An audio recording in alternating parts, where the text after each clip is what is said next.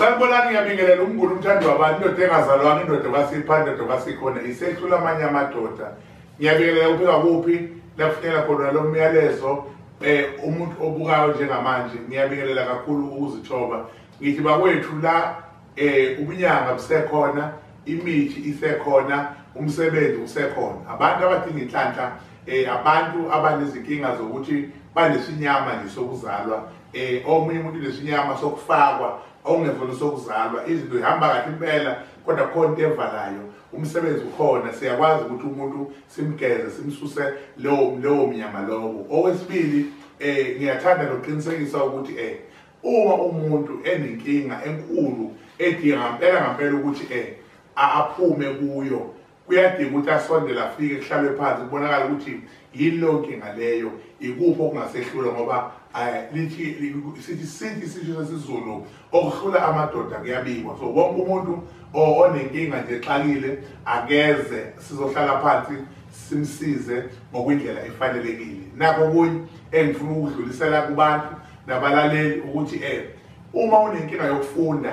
ikhanda lakho liyakhohlwa, ikhanda lakho liyaphuza ukubamba, omunye managule straight manje uyafunda phathwe ikhanda kuvaleka amehlo akakwazi ukufunda, lokho siyakwazi ukuthi simsize. Kunento engapheli kuthina abantu, lento ekuthiwa isilwane, ukuthi uma umuntu uyalala aphuphe kabi, omunye uphupha kabi, omunye uphupha edla, izinto lezi ezikhona ezenzakalayo ukuthi mazenzakalile ephusheni vele kuzobonakala into zakho zisafana nomnyama. Siyakwazi sizivale amandla enhlanhla ethi umuntu ufuna ukuthwala, ufuna ukuba indoda, ufuna ukwenza izinto zenzeke, kodwa ngishawa ukuthi angifuni ukuthwala ngento ezobulala umuntu. Cha, impela ayikho into enjalo la ekhaya. Sikwenzela yonke inhlobo yesithwalo ongasicabanga, kodwa senza sure ukuthi lento ayizokuphazamisa umuntu. Uma ungafika la ekhaya kwami usuke ubone ukuthi indoda le iyaphila, inezingane nakho konke. Akukuthiwa khona umuntu okhubazekile egcikeni, khona umuntu ongakwazi ukwenza ini. Kuyenzeka, zikhona izinto. Kube umuntu othi cha,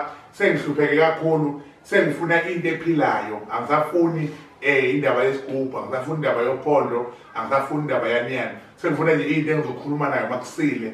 Woza uhlale phansi uzokwazi ukukhuluma lento, ngoba izinto lezi osekuhambe kwahamba zatholakala. Bekunzima ukuthi zitholakala njengoba uzwa ziningi ukhuluma ngazo, zikhona, kodwa umehluko ukuthi ayinikwa nombani into. Angeke umuntu afone efonini athi into ephilayo imali neshe efonini, uyafika ekhaya. Number 2, sekunabantu abagcwele umhlaba wonke abachithekile abahekha izinyanga ukuthi iy'namba zey'nyanga zingene kubo, beqamba amanga bekhohlisa abantu beyibiza ngalezo nyanga lezo. Into leyo kufanele iqaphele ukuthi uma ufuna into yangempela, mosuku lokhu ufona udibozisa iy'mali emafonini. Endulo, ngoba siphethe umnyanga basendulo, umuntu uyeza esigodlweni azohlola esigodlweni, ahlola ahlale phansi ami. Into yokuhlola emafonini isize yafaka igebengu ukuthi athi umuntu hayi faka imali ngokusiza ngoba ukude ngokuphosela akufunakali.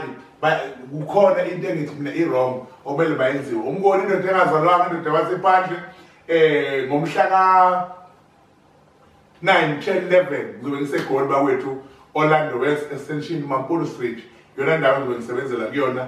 Ngiyacela umuntu oseGoli, umuntu okuphi ofuna ukuzobeka izandla athola izinduku, ngiyacela ukuthi afike khona. Ngizobe ngikhona ngisebenza uLesihlanu, uMgqibelo, iSonto. Kodwa zonke lezi nsuku zikaThixo ey'sele ngitholakala ekhaya eNanda eMawodi. NgeSonto sinomkhuleko obakhona njalo ngeSonto okujwayelekile, kodwa phakathi ney'nsuku sisuke sisebenza. Ngicela ukuthi wonke umuntu odingayo ukuthi-ke eze afone abhukhe, kodwa umuntu othi ungafaki imali ukuze uze la ekhaya, ubona ukuthi-ke akusimini. uNkulunkulu abe nani, anenzele umusa. Amen.